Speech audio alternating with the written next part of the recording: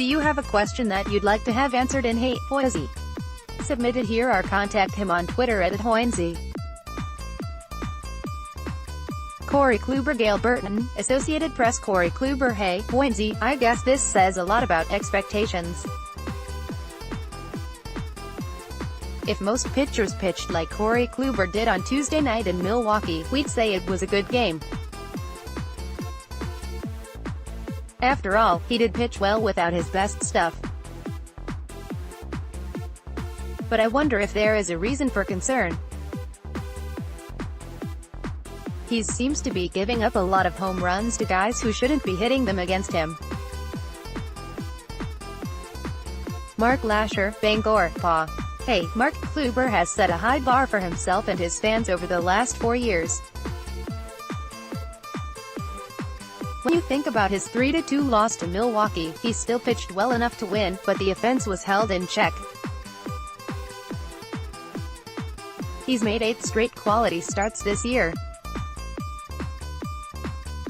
Yes, he's allowed 10 homers in 58 1/3 innings, but I think that's due to the way he pitches more so than a mechanical flaw. He throws a lot of strikes and he throws them early in the count. Hitters go to the plate ready to swing and sometimes he gets ambushed. Kluber, believe me, is the least of the Indians' worries. Municipal Stadium. Robert Dorkson, The Plain Dealer. Municipal Stadium. Hey, Hoynsie, I'm not from Cleveland, but I was just wondering what was Cleveland Municipal Stadium like. This is coming from a big baseball fan, by the way. Andy Poppins. Hey, Andy, as a baseball stadium, Municipal Stadium was a decent football stadium. It was always cold, mostly empty, and when it did warm up, swarms of gnats and midges would flood in from Lake Erie and dive bomb the players. On occasion a mouse would run free in the press box. I spent a large part of my adult life there. I don't regret it, but I don't celebrate it either.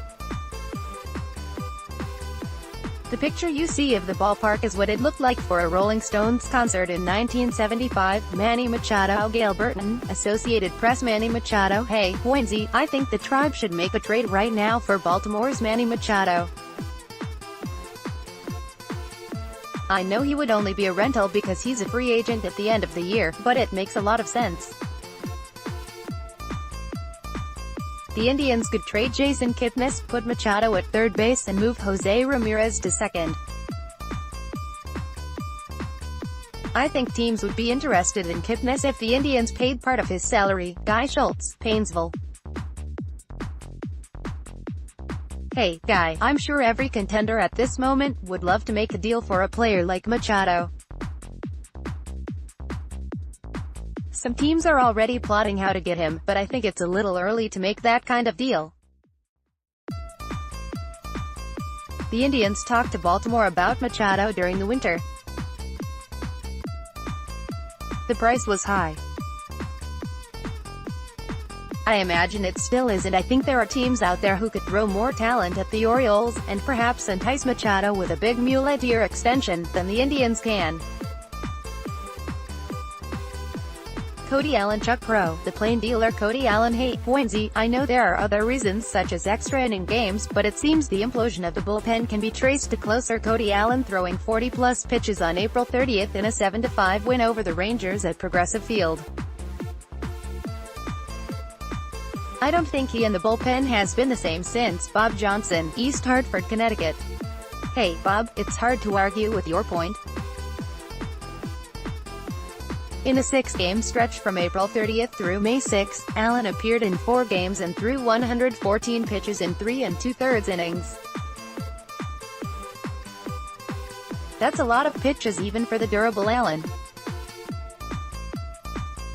It should be noted that heading into Saturday's game against the Royals, Allen had not pitched since May 6 at Yankee Stadium when he allowed 3 runs on 4 hits in 2/3 of an inning.